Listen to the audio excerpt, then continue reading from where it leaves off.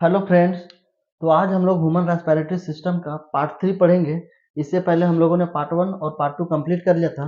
तो आज हम लोग पार्ट 3 में पढ़ने वाले हैं और पार्ट 3 में हम लोग देखेंगे, पार्ट 3 में देखेंगे कि रेस्पिरेशन प्रोसेस यानी रेस्पिरेशन प्रोसेस जो होता है उसमें कितने स्टेप्स इन्वॉल्व होते हैं, यानी how many steps are involve in respiration process. तो पार्ट 1 और पार्ट 2 में जो है रेस्पिरेशन क्या होता है, श्वसन यानी क्या होता है, उसको हम लोगों ने समझ लिया था। और ह्यूमन रेस्पिरेटरी सिस्टम जो है वो उसमें कौन कौन से पार्ट्स इन्वॉल्व होते हैं और ह्यूमन रेस्पिरेटरी सिस्टम जो है मानव में किस तरीके से कोशिका पे यानी कोशिका में सेलुलर रेस्पिरेशन होता है और वहाँ किस तरीके से एनर्जी का फॉर्मेशन होता है ग्लूकोज के टूटने की वजह से। ये चीज़ें हम लोगों ने बहुत ही अच्छे से समझ लिया था कि रेस्पिरेशन प्रोसेस क्या होता है, ठीक है, जिसमें एनर्जी का फॉर्मेशन होता है by the help of catabolism of glucose. जब ग्लूकोज टूटता है ऑक्सीजन के साथ मिल करके तो कार्बन डाइऑक्साइड जल और हमें एनर्जी देता है। कितना एनर्जी देता था? 686 kilo calorie in form of ATP. ये तो था रेस्पिरेशन प्रोसेस, ठीक है। तो रेस्पिरेशन प्रोसेस में कितने स्टेप्स इन्वॉल्व होते हैं उसके बारे में आज हम लोग पढ़ने वाले हैं, ठीक है। तो देख सकते हैं there are 4 steps are involve in respiration process, ठीक है। There are 4 steps are involve in respiration process. तो पहला प्रोसेस जो है एक्सटर्नल रेस्पिरेशन, जिसे बाह्य श्वसन कहा जाता है। दूसरा ट्रांसफॉर्मेशन ऑफ गैसेस यानी गैसों का परिवहन। और थर्ड जो है इंटरनल रेस्पिरेशन यानी अंतः श्वसन।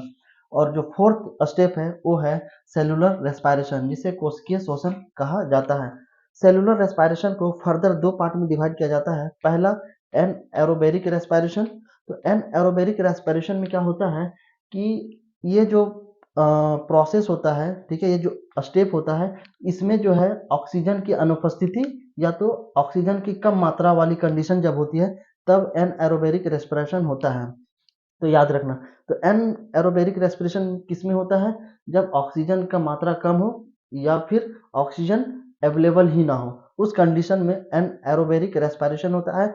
और दूसरा जो है एरोबेरिक रेस्पिरेशन होता है। तो एरोबेरिक रेस्पिरेशन जो होता है इन प्रेजेंस ऑफ ऑक्सीजन, ठीक है। तो याद रखना सेलुलर रेस्पिरेशन को फर्दर दो पार्ट में डिवाइड किया गया है। एन एरोबेरिक रेस्पिरेशन जो कि इन अब्सेंस ऑफ ऑक्सीजन या तो लेस प्रेजेंस ऑफ ऑक्सीजन में होता है, और दूसरा एरोबेरिक रेस्पिरेशन जो कि प्रेजेंस ऑफ ऑक्सीजन में होता है। तो ये सारे जो स्टेप्स हैं, ठीक है, यानी जो 4 स्टेप्स हैं जो कि रेस्पिरेशन प्रोसेस में इन्वॉल्व होते हैं उसी को हम लोग बारी बारी से पढ़ेंगे, ठीक है। तो रेस्पिरेशन प्रोसेस का जो पहला स्टेप है वो है एक्सटर्नल रेस्पिरेशन, ठीक है। पहला क्या है? एक्सटर्नल रेस्पिरेशन, जिसे बाह्य श्वसन कहा जाता है। उसी के बारे में हम लोग सबसे पहले समझेंगे, फिर बाद में बाकी चीज़ों को हम लोग वन बाय वन सारा कवर करेंगे। तो पहला है एक्सटर्नल रेस्पिरेशन यानी बाह्य श्वसन। अब बात करते हैं एक्सटर्नल रेस्पिरेशन में। तो एक्सटर्नल रेस्पिरेशन में दो चीज़ें आती हैं। पहला आती है ब्रीदिंग और दूसरा एक्सचेंज ऑफ गैसेस, ठीक है। तो याद रखना एक्सटर्नल रेस्पिरेशन में दो चीज़ें हैं, ब्रीदिंग और एक्सचेंज ऑफ गैसेस। अब ब्रीदिंग की बात करें तो ब्रीदिंग में दो चीज़ें होती हैं, इनहेल और एक्सेल। ब्रीदिंग का मतलब क्या होता है? सांस लेना। जब हम लोग ब्रीदिंग करते हैं, सांस लेते हैं, तो बेसिकली क्या करते हैं? ऑक्सीजन लेते हैं और कार्बन डाइऑक्साइड छोड़ते हैं। तो ऑक्सीजन लेना और कार्बन डाइऑक्साइड छोड़ना ये क्या कहलाता है? ब्रीदिंग कहलाता है, यानी सांस लेना कहलाता है। मान के चलिए हम सांस लिए, ऑक्सीजन लिए और कार्बन डाइऑक्साइड छोड़े ही नहीं, तो क्या हम उसे ब्रीदिंग कहेंगे? बिल्कुल भी ब्रीदिंग नहीं कहेंगे। ब्रीदिंग क्या होता है? सांस लेना और ऑक्सीजन लेना और कार्बन डाइऑक्साइड छोड़ना ही क्या कहलाता है? हमारा ब्रीदिंग कहलाता है। जब दोनों चीज इन्वॉल्व हो, यानी सांस लेना और कार्बन डाइऑक्साइड छोड़ना, जब दोनों इन्वॉल्व हो तभी हम ब्रीदिंग कहेंगे, ठीक है। तो एक्सटर्नल रेस्पिरेशन में दो चीजें हैं, पहला ब्रीदिंग और दूसरा एक्सचेंज ऑफ गैसेस। तो चलिए बारी बारी से समझते हैं कि ब्रीदिंग क्या होता है और एक्सचेंज ऑफ गैसेस में किस तरीके से एक्सटर्नल रेस्पिरेशन में वर्क करता है। तो ब्रीदिंग जो होता है इनहेल और एक्सेल, ठीक है। ब्रीदिंग में दो चीजें आती है, इनहेल और एक्सेल। इनहेल का मतलब होता है सांस लेना, ठीक है। इनहेल का मतलब होता है सांस लेना, ठीक है, सांस लेना यानी O2, ठीक है।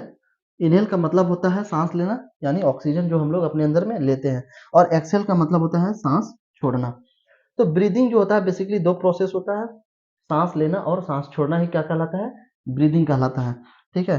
तो जब हम लोग सांस लेते हैं, ठीक है, क्या करते हैं हम लोग? जब सांस लेते हैं तो क्या लेते हैं? हवा लेते हैं। बेसिकली क्या लेते हैं? हवा लेते हैं in form of oxygen. Oxygen ही लेते हैं, ठीक है। जो हमारे वातावरण में, जो हमारे एटमॉस्फेयर में जो ऑक्सीजन अवेलेबल है, तो तो ऑक्सीजन तो ऐसा है नहीं कि फ्री फॉर्म में घूम रहा है हमारे वातावरण में। हमारे वातावरण में बहुत सारे गैसेस हैं, उसमें नाइट्रोजन भी है, सल्फर भी है, ऑक्सीजन भी है, कार्बन डाइऑक्साइड भी है और अदर कई गैसेस हैं।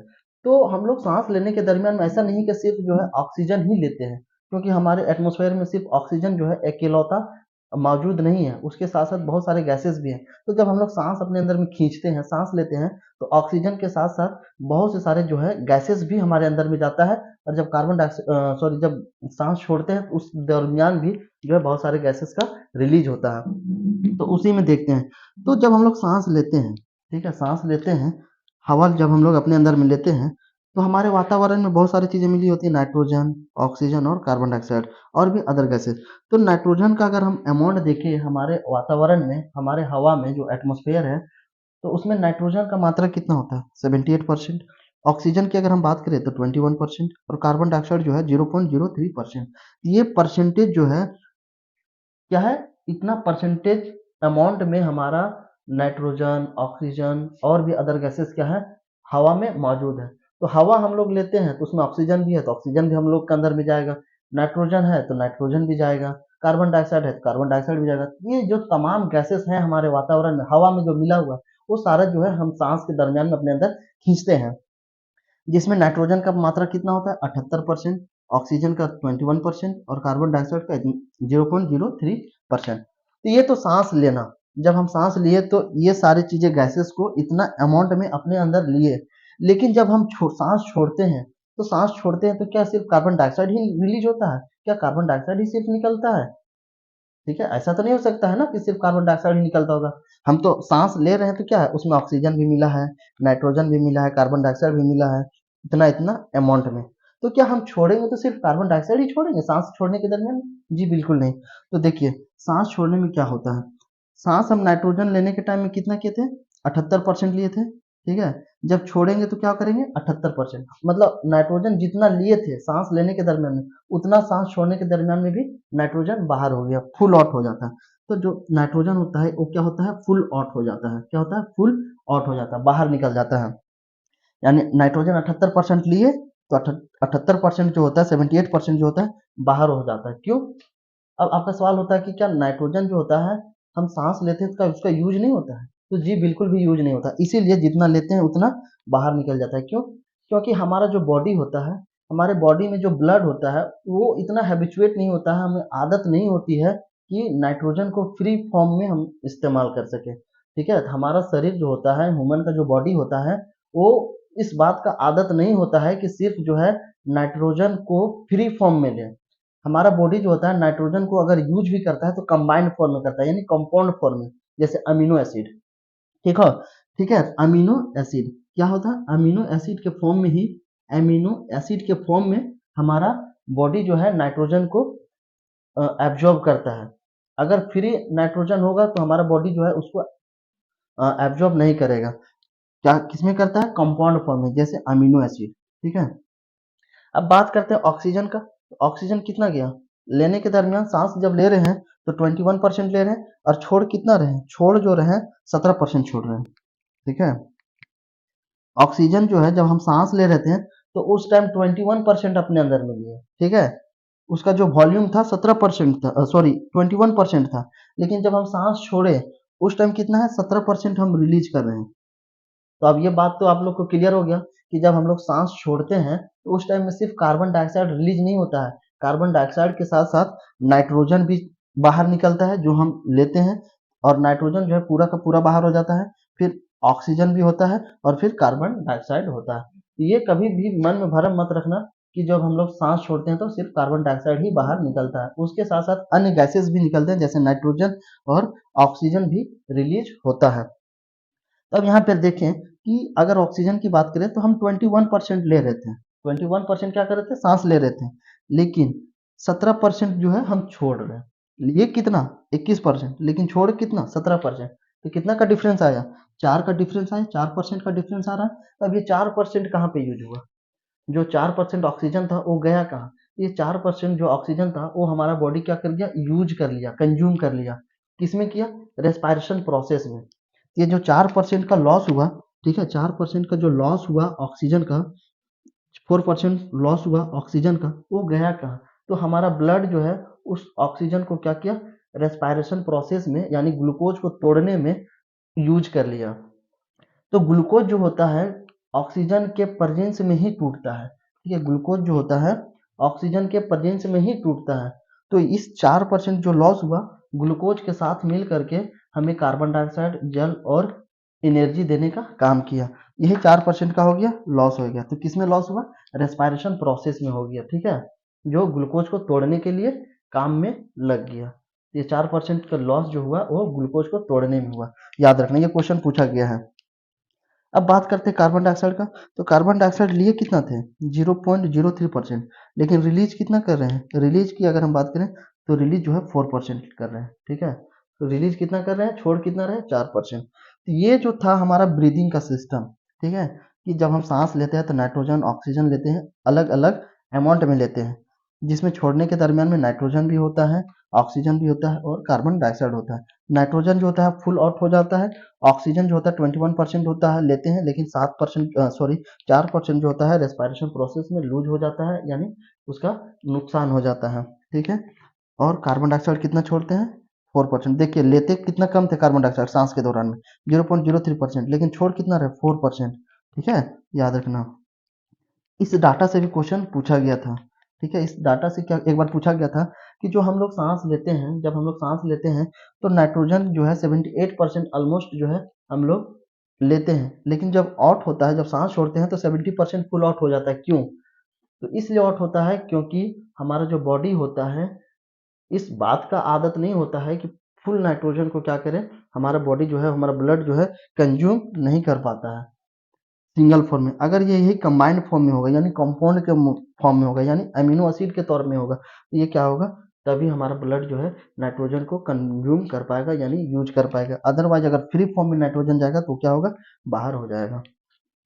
अब इसमें दूसरा था exchange of gases. External respiration में क्या है दूसरा? Exchange of gases. यानी एक्सचेंज ऑफ गैसेस क्या होता है, ठीक है। एक्सचेंज ऑफ गैसेस जो होता है जब हम लोग ब्रीथिंग करते हैं, जब हम लोग सांस लेते हैं तो क्या करते हैं बेसिकली, ऑक्सीजन लेते हैं, कार्बन डाइऑक्साइड छोड़ते हैं। तो ऑक्सीजन लेना फिर कार्बन डाइऑक्साइड को निकलना, ये क्या कहलाता है? Exchange of gases. तो सबसे पहले समझिए रेस्पायरेशन प्रोसेस में, ठीक है, रेस्पायरेशन प्रोसेस जब हम लोग पढ़ रहे थे ह्यूमन रेस्पिरेटरी सिस्टम में, और तो किस तरीके से रेस्पायरेशन होता था, तो रेस्पायरेशन में होता क्या था कि नाक के थ्रू में हमारा एयर जाता था, ऑक्सीजन जाता था नाक के थ्रू। फिर ये ऑक्सीजन कहाँ पे जाता था? लैरिंग्स में जाता था, फेरिंग्स में जाता था, फिर ट्राइकिया के मदद से, ट्राइकिया से होते करते फिर विंड पाइप में जाता था, जिसे सांस नली बोलते थे। फिर विंड के साथ, विंड पाइप की मदद से फिर दोनों फेफड़े में जाता था, ठीक है, दाएं फेफड़ा और बाएं फेफड़ा। फिर फेफड़ा में जो होता लंग्स में, उसमें बहुत सारे अल्वियोली हुआ करता था, अल्वियोली होता था। तो वो अल्वियोली का क्या काम था? अल्वियोली का काम था कि ब्लड को सॉरी ऑक्सीजन को ब्लड में मिलाना यानी हीमोग्लोबिन में मिलाना। फिर वही ऑक्सीजन जो है हीमोग्लोबिन के साथ यानी ब्लड के साथ हमारे पूरे सेल्स तक पहुंचता था, ठीक है, सेल्स में, कोशिका में पहुंचता था। फिर सेल्स में यानी कोशिका में पहुंचने के बाद एक सेलुलर रेस्पायरेशन प्रोसेस होता था, और सेलुलर रेस्पायरेशन प्रोसेस कहाँ होता था? सेल्स में होता था, और सेल्स में ही हमारा एनर्जी फॉर्मेशन होता था। फिर जो एनर्जी का फॉर्मेशन होता था, तो एनर्जी का फॉर्मेशन होने के बाद कार्बन डाइऑक्साइड भी बनता था, ठीक है, कार्बन डाइऑक्साइड भी क्या होता था? कार्बन डाइऑक्साइड भी बनता था। तो वही कार्बन डाइऑक्साइड जो होता था फिर उसी रास्ते से क्या होता था, बाहर निकल जाता था। तो यही है एक्सचेंज ऑफ गैसेस, ठीक है। तो ऑक्सीजन को ब्लड में मिलाना और कार्बन डाइऑक्साइड को ब्लड से बाहर निकालना बाय हेल्प ऑफ अल्वियोली, ठीक है। अल्वियोली के मदद से ऑक्सीजन को ब्लड में मिलाना और फिर ब्लड में मौजूद कार्बन डाइऑक्साइड को बाहर निकालना, बाहर निकालने के प्रोसेस को ही क्या कहते हैं? एक्सचेंज ऑफ गैसेस, ठीक है, by the help of alveoli. अब बताए थे कि एक लंग्स में कितने अल्वियोली होते हैं? 15 करोड़।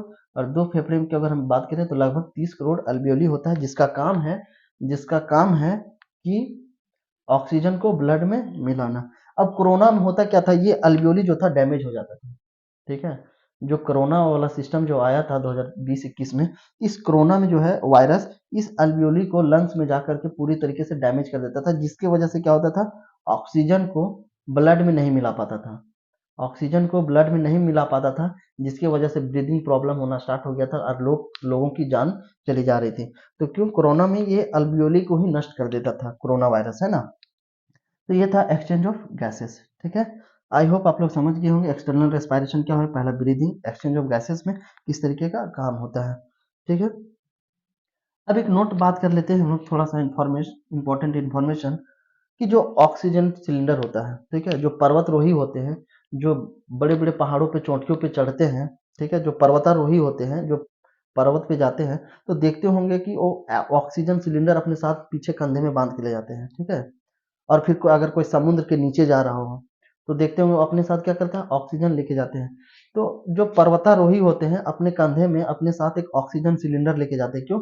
क्योंकि जैसे जैसे हम लोग ऊपर जाते हैं, ठीक है, जैसे जैसे ऊपर जाते हैं तो एटमॉस्फेयर में ऑक्सीजन का जो परसेंटेज होता है वो कम होता चला जाता है।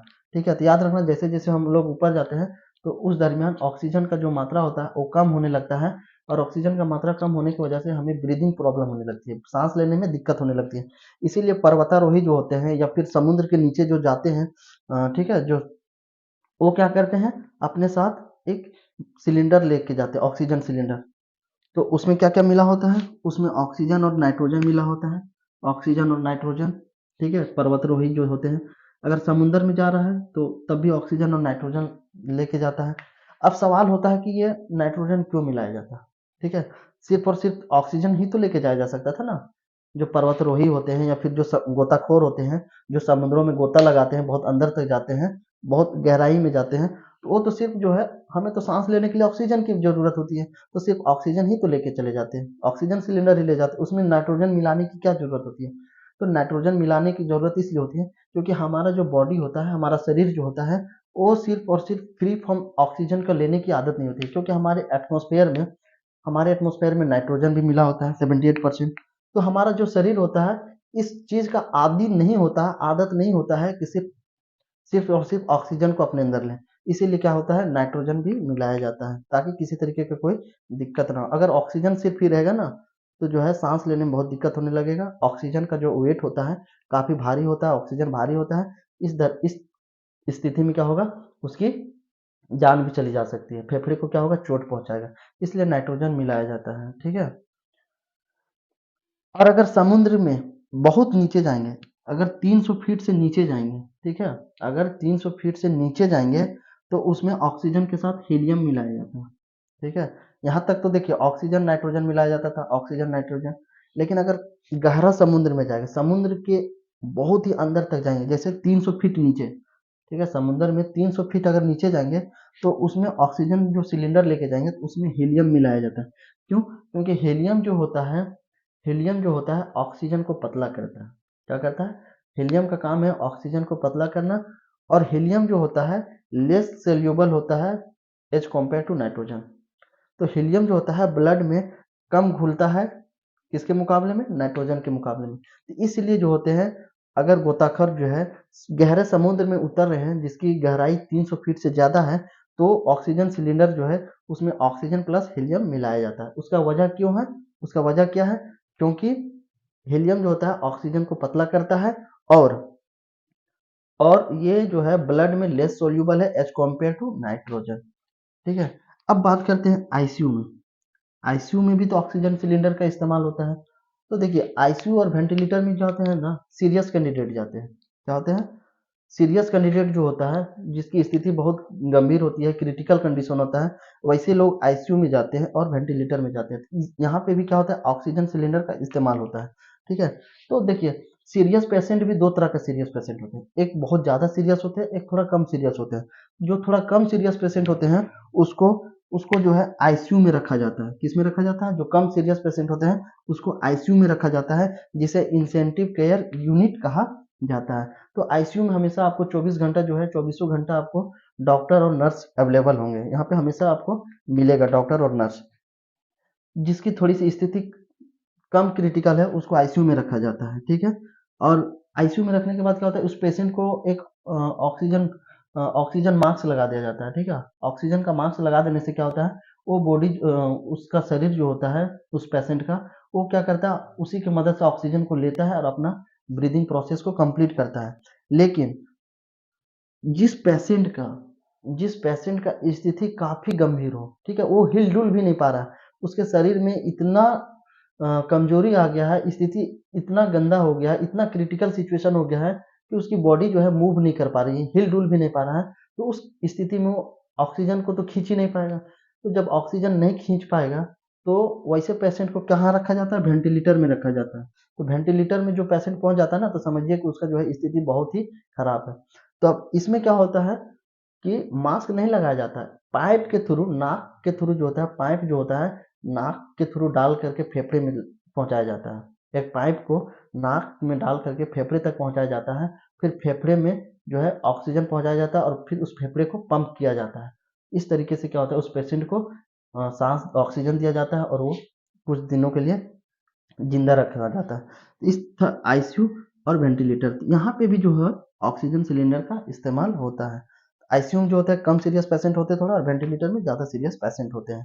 ठीक है, अब बात करते हैं, एक छोटा सा पॉइंट आता है टिडाल वॉल्यूम। ठीक है, एक छोटा सा पॉइंट आता है जिसे क्या बोला जाता है? टिडाल वॉल्यूम, है ना, टिडाल वॉल्यूम, टिडाल वॉल्यूम। तो टिडाल वॉल्यूम जो होता है, टिडाल वॉल्यूम उसे कहा जाता है कि जब हम एक बार में कितना, एक बार में, एक बार में मनुष्य का जो लंग्स होता है, फेफड़ा होता है, वो कितने ऑक्सीजन को अपने अंदर में, कितने हवा को कितने मात्रा में अपने अंदर लेता है? तो 450 से 500, 450 से 500 ml। ठीक है, 450 से 500 ml ऑक्सीजन यानी हवा हम लोग अपने अंदर लेते हैं, तो उतना हम लोग का काम चल जाता है। उसी को टिडाल वॉल्यूम कहते हैं, उसी को क्या कहते हैं? टिडाल वॉल्यूम। ठीक है, एक बार में कितना लेते हैं अपने अंदर ऑक्सीजन? 450 से 500 ml।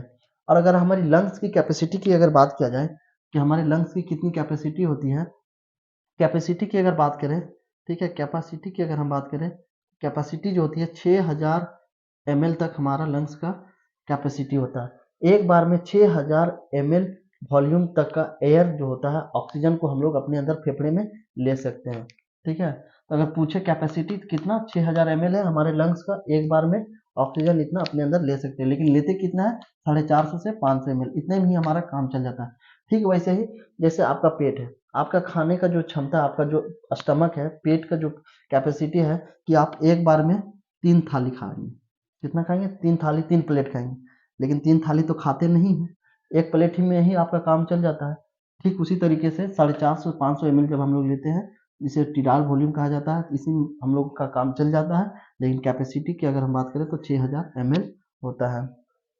ये था पहला एक्सटर्नल रेस्पिरेशन। अब नेक्स्ट बात करेंगे दूसरा स्टेप, ट्रांसफॉर्मेशन ऑफ गैसेस। तो आप स्क्रीन शॉट ले सकते हैं। अब हम लोग नेक्स्ट बात करेंगे ट्रांसफॉर्मेशन ऑफ गैसेस। तो चलिए अब हम लोग नेक्स्ट बात करते हैं नेक्स्ट स्टेप का, ट्रांसपोर्टेशन ऑफ गैसेस, है ना। रेस्पिरेशन प्रोसेस का जो नेक्स्ट स्टेप है वो है ट्रांसपोर्टेशन ऑफ गैसेस, यानी गैसों का परिवहन। तो गैसों का परिवहन समझने से पहले हम लोग समझते हैं कि ट्रांसपोर्ट क्या होता है, ट्रांसपोर्ट किसे कहते हैं, है ना। तो ट्रांसपोर्ट का मतलब होता है कि सामान को, यानी जब कोई वस्तु को एक जगह से दूसरी जगह लाते हैं और ले जाते हैं, तो वही क्या कहलाता है? परिवहन कहलाता है, यानी ट्रांसपोर्ट कहलाता है। यानी वस्तु को एक जगह से दूसरे जगह लाना और ले जाना ही ट्रांसपोर्ट कहलाता है, और जिसके मदद से लाते और ले जाते हैं वो कहलाता है संसाधन या तो माध्यम। ठीक है, जैसे गाड़ी हो गया, मोटरसाइकिल हो गया, बस हो गया, ट्रक हो गया, इसे क्या करते हैं हम लोग? सामान को एक जगह से दूसरी जगह लाने ले जाने का काम करते हैं। तो ट्रक हो गया, गाड़ी हो गया, बस हो गया, ये सब क्या है? रिसोर्सेस ऑफ ट्रांसपोर्ट हो गया। ठीक है, यानी परिवहन के संसाधन हो गए। तो ठीक उसी तरीके से हमारा बॉडी में भी, हमारे शरीर में भी गैसों का परिवहन होता है। ठीक है, हमारे शरीर में भी बहुत से सारे गैसों का परिवहन होता है। उनमें से है ऑक्सीजन और कार्बन डाइऑक्साइड। ठीक है, तो ऑक्सीजन क्या होता है? हमारे शरीर में आता है। ऑक्सीजन क्या होता है? हमारे शरीर में आता है, यानी ऑक्सीजन हम लोग क्या करते हैं? सांस लेते हैं, सांस लेते हैं तो ऑक्सीजन हमारे अंदर में आता है, हमारे शरीर में। फिर वही सांस जब लेते हैं तो ऑक्सीजन आता है, फिर ऑक्सीजन जो होता है हमारे कोशिकाओं तक पहुंचता है। ठीक है, ब्लड के माध्यम से। फिर ब्लड के माध्यम से जब ऑक्सीजन हमारे सेल्स तक, यानी हमारे कोशिका तक पहुंचता है, फिर वहां तक पहुंचने के बाद सेल्स में, कोशिका में कोशिकीय शोषण होता है, जिसे सेलुलर रेस्पिरेशन कहते हैं, जहाँ पे ग्लूकोज टूटता है और हमें जल, ऊर्जा और कार्बन डाइऑक्साइड देता है। तो फिर वही कार्बन डाइऑक्साइड को क्या होता है? बाहर निकलना होता है। ब्लड में जो मौजूद कार्बन डाइऑक्साइड होता है उसको बाहर निकलना पड़ता है। तो ऑक्सीजन का अंदर आना फिर कार्बन डाइऑक्साइड का बाहर जाना, ये क्या कहलाएगा? गैसों का परिवहन कहलाएगा। ठीक है, हमारे शरीर के अंदर में ऑक्सीजन का आना, फिर ऑक्सीजन के आने के बाद ग्लूकोज के साथ अभिक्रिया करके ऊर्जा देना, फिर ऊर्जा देने के बाद जो कार्बन डाइऑक्साइड बना वो फिर बाहर निकलना। तो ऑक्सीजन का आना, कार्बन डाइऑक्साइड का बाहर निकलना क्या कहलाएगा? ये हमारा परिवहन कहलाएगा। तो चलिए समझते हैं ऑक्सीजन। ठीक है, ऑक्सीजन जो है हमारे शरीर के लिए बहुत ही क्या है, यूजफुल है ना, बहुत ही हमारे शरीर के लिए यूजफुल है। बिना ऑक्सीजन के, ठीक है, बिना ऑक्सीजन के कैटाबोलिज्म ग्लूकोज का नहीं हो सकता है। ठीक है, अब जब ग्लूकोज का कैटाबोलिज्म नहीं होगा, ग्लूकोज का कैटाबोलिज्म का मतलब हो गया कि ग्लूकोज का टूटना। जब ग्लूकोज जो है ऑक्सीजन के संपर्क में आता है तो वो रिएक्शन करता है। ठीक है, ग्लूकोज क्या करता है, ऑक्सीजन के संपर्क में आने से उसके साथ मिल करके अभिक्रिया करता है, रिएक्शन करता है और एनर्जी देता है। और एनर्जी हमारे शरीर के लिए बहुत ही महत्वपूर्ण है। बिना एनर्जी का हम लोग कोई भी काम नहीं कर सकते हैं। तो हम कह सकते हैं कि ऑक्सीजन जो है हमारे शरीर के लिए, हमारे बॉडी के लिए बहुत ही यूजफुल है, क्योंकि बिना ऑक्सीजन का ग्लूकोज का कैटाबोलिज्म नहीं हो सकता है, यानी बिना ऑक्सीजन का ग्लूकोज जो है एनर्जी में कन्वर्ट नहीं हो सकता है। तो ग्लूकोज को एनर्जी में कन्वर्ट होने के लिए ऑक्सीजन का होना बहुत ही अति आवश्यक है। अब बात करते हैं ऑक्सीजन विथ ब्लड। ठीक है, ऑक्सीजन विथ ब्लड। तो ये जो ऑक्सीजन होता है, जो हम लोग सांस लेते हैं, तो सांस लेते हैं तो एटमॉस्फेयर में बहुत सारे हवा रहता है, बहुत सारे गैसेस होते हैं। तो हम लोग जो सांस लेते हैं तो क्या लेते हैं, बेसिकली ऑक्सीजन लेते हैं। तो ये ऑक्सीजन जब हम लोग लेते हैं तो ऑक्सीजन कहाँ पे जाता है? हवा जो होता है पहले फेफड़े में जाता है, फिर फेफड़े में मौजूद जो अल्वियोली होता है जिसका काम है कि ऑक्सीजन को ब्लड में मिलाना, तो फिर ये जो हवा होता है फेफड़ा में जाता है, फिर फेफड़ा फेफड़ा से ब्लड में जाता है, फिर ब्लड से हमारे ऑर्गन्स में जाता है यानी अंग में जाता है, फिर हमारे अंग के बाद यानी हमारे ऑर्गन्स के बाद हमारे टिश्यू में जाता है, फिर टिश्यू से सेल्स में जाता है। फिर सेल्स में क्या होता है, यहाँ पे एक सेलुलर रेस्पिरेशन होता है और यहीं पे एनर्जी का फॉर्मेशन होता है। तो हम समझते हैं कि ऑक्सीजन विथ ब्लड का क्या मतलब होता है। देखिए, ब्लड जो होता है ऑक्सीजन को ढोने का काम करता है। ब्लड जो होता है ऑक्सीजन को ढोने का काम करता है। तो ऐसे समझते हैं जो ब्लड है, ब्लड हमारा क्या है, गाड़ी है। ठीक है, और ऑक्सीजन क्या है, हमारा सामान है। ठीक है, ऑक्सीजन हमारा क्या है, सामान है। तो ऑक्सीजन हमारा क्या है, सामान है। तो यही ऑक्सीजन जो है इस गाड़ी में यानी ब्लड में सवार होकर के ही हमारे शरीर में क्या होता है, सारे अंगों तक पहुंचने का काम करता है। तो हम कह सकते हैं कि जो ब्लड है ऑक्सीजन को ढोने का काम करता है, यानी एक जगह से दूसरी जगह पहुंचाने का काम कौन करता है, ब्लड। ये क्वेश्चन पूछा जाता है, यहाँ से क्वेश्चन बन सकता है। ठीक है, कि हमारे शरीर में ऑक्सीजन को ढोने का यानी एक जगह से दूसरी जगह पहुंचाने का काम कौन करता है, तो ब्लड। अगर ऑप्शन में ब्लड रहे तो आपका आंसर ब्लड होगा। लेकिन अगर एग्जामिनर अगर और डीप पूछे थे, ठीक है, कि ब्लड में कौन, तो हीमोग्लोबिन। ठीक है, अगर डीप पूछे ब्लड में कौन तो हीमोग्लोबिन। ठीक है, तो याद रखना ऑक्सीजन को ढोने का काम कौन करता है, ब्लड। अगर ब्लड रहे ऑप्शन में तो ठीक है, और अगर हीमोग्लोबिन रहे तो हीमोग्लोबिन सही आंसर आपका होगा, है ना, हीमोग्लोबिन जो होगा आपका सही आंसर होगा। तो ये हीमोग्लोबिन का जो है बेसिकली दो काम हो गए। ठीक है, हीमोग्लोबिन का क्या हो गया, दो बेसिकली काम है। पहला, खून के रंग को लाल करना। ठीक है, जो ब्लड का कलर होता है वो लाल होता है किसकी वजह से, हीमोग्लोबिन की वजह से। तो इसका एक ये काम हो गया, और दूसरा काम हो गया, और इसका जो दूसरा काम है ब्लड को कैरी करना। ठीक है, हीमोग्लोबिन का जो दूसरा काम है ब्लड को कैरी करना, यानी ब्लड को सॉरी ऑक्सीजन को एक जगह से दूसरी जगह पहुंचाने का काम करना। याद रखना हीमोग्लोबिन का दो काम है बेसिकली, कि खून के कलर को लाल करना और ऑक्सीजन को एक जगह से दूसरी जगह जो है हमारे शरीर के सभी अंगों में पहुंचाने का काम करना। अब ये ऑक्सीजन जो है, ये ऑक्सीजन हीमोग्लोबिन के साथ मिलता है तो एक कंपाउंड बनाता है जिसका नाम है ऑक्सी हीमोग्लोबिन। ठीक है, याद रखना कि ये ऑक्सीजन जो होता है हीमोग्लोबिन के साथ जब कांटेक्ट में आता है और इसके साथ मिल करके एक कंपाउंड बनाता है जिसका नाम है ऑक्सी हीमोग्लोबिन, जो कि अनस्टेबल कंपाउंड है। ठीक है, क्या है, अनस्टेबल कंपाउंड है, यानी अस्थिर यौगिक है। तो अनस्टेबल कंपाउंड वैसे कंपाउंड को कहते हैं जिसे बहुत ही आसानी से एक दूसरे से अलग हो जाता है। ठीक है, अनस्टेबल कंपाउंड वैसे कंपाउंड होते हैं जो एक दूसरे से बहुत ही आसानी के साथ अलग हो जाते हैं। ठीक है, तो ऑक्सीजन हीमोग्लोबिन के साथ मिलकर के यही एक अनस्टेबल कंपाउंड बनाता है जिसका नाम है ऑक्सी हेमोग्लोबिन। अब जो 100% ऑक्सीजन होता है वो कैरी करता है ब्लड के साथ, जैसे ऐसे समझते हैं, ठीक है। जो 100% ऑक्सीजन होता है वो कौन किसके साथ जाता है, वो ब्लड के साथ जाता है। जैसा कि मैं आप लोगों को बता रहा हूँ कि ब्लड जो होता है, ब्लड ब्लड का काम है ऑक्सीजन को ढोना, यानी एक जगह से दूसरी जगह पहुंचाना। जैसे इसे हम समझते हैं, मान के चलिए क्या हमारा लंग्स है, क्या ये लंग्स है, और ये हमारा ऑर्गन्स है, क्या है ये हमारा ऑर्गन्स है, यानी अंग है, हमारे शरीर का अंग है। तो ऑक्सीजन क्या होता है, ऑक्सीजन पहले नाक के माध्यम से हमारे फेफड़े में आता है, ठीक है, फेफड़े में आया, फिर फेफड़े में आने के बाद क्या होता है, ऑर्गन्स में जाता है, ठीक है। लंग्स जो होता है, लंग्स में जो ऑक्सीजन आता है उसके बाद क्या जाता है, ब्लड आता है, ब्लड में मिलता है, ब्लड में मिलने के बाद ये जो होता है ऑक्सीजन को अपने साथ ले करके, अपने साथ बैठा करके सारे अंग में, अंग के कोशिका तक ले ले जा करके पहुंचा देता है, ठीक है। तो 100% ऑक्सीजन का यहाँ पे क्या होता है, 100% ऑक्सीजन को 100% ऑक्सीजन को ढोने का कौन करता है, हेमोग्लोबिन, ठीक है। 100% ऑक्सीजन का कैरी कौन करता है, हीमोग्लोबिन, और ब्लड से सारे ऑर्गन्स तक पहुंचाने का काम करता है, ठीक है।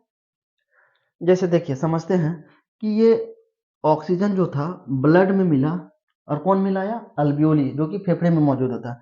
तो फेफड़े में मौजूद अल्बियोली क्या किया, इस ऑक्सीजन को ब्लड में मिलाया, और फिर ब्लड में सवार होकर ऑक्सीजन सारे कोशिकाओं तक पहुंचा, ठीक है। ऑक्सीजन जो है ब्लड में सवार होकर के क्या किया, हमारे अंग में, यानी हमारे शरीर के सारे अंग में पहुंचा। और हम लोगों को पता है कि हमारा जो ऑर्गन्स होता है बहुत से सारे सेल्स टिश्यू से मिलकर के बने होते हैं, ठीक है। तो फाइनली जो ऑक्सीजन हो गया कहाँ पहुंचा, ब्लड के माध्यम से, ब्लड के माध्यम से हमारे कोशिका में पहुंचा, यानी सेल्स पे पहुंचा। और यही सेल्स में, ठीक है, यही सेल में एक कोशिकीय शोषण होता है, ठीक है, जिसे सेलुलर रेस्पायरेशन कहा जाता है, ठीक है, सेलुलर रेस्पायरेशन। और यही सेलुलर रेस्पायरेशन जहाँ क्या होता है, सेलुलर रेस्पायरेशन जहाँ की सेल्स में होता है, और एनर्जी का फॉर्मेशन इसी सेल्स में होता है, जैसे कि आप देख सकते हैं। अब जैसे ही ऑक्सीजन इस सेल्स में पहुंचा, ठीक है, ऑक्सीजन जैसे ही ब्लड के माध्यम से इस सेल में क्या हुआ, पहुंचा, कोशिका में पहुंचा। और इस कोशिका में जो है पहले से ग्लूकोज मौजूद होता है, ठीक है, याद रखना कि सेल्स में ग्लूकोज जो है पहले से मौजूद होता है। और ये ग्लूकोज ऑक्सीजन के साथ मिल करके, ठीक है, ये जो सेल्स में ग्लूकोज पहले से मौजूद होता है, उसके बाद जो ऑक्सीजन आता है, तो इस ऑक्सीजन के साथ मिलने के बाद क्या क्या बनाता है, कार्बन डाइऑक्साइड, जल और एनर्जी बनाता है। कितना एनर्जी बनाता है, 686 किलो कैलोरी बनाता है इन फॉर्म ऑफ एटीपी। एटीपी का जो फुल फॉर्म होता है एडिनोसिन ट्राइफॉस्फेट, याद रखना। तो ये जो ग्लूकोज जो है सेल्स में पहले से मौजूद है, ऑक्सीजन के साथ रिएक्शन करके, यानी अभिक्रिया करके कार्बन डाइऑक्साइड बनाया, जल बनाया, और हमें एनर्जी दिया, जो कि हमारे शरीर के लिए बहुत ही महत्वपूर्ण है। तो जल हो गया और एनर्जी, जल और एनर्जी क्या है, हमारे बॉडी के लिए यूजफुल है।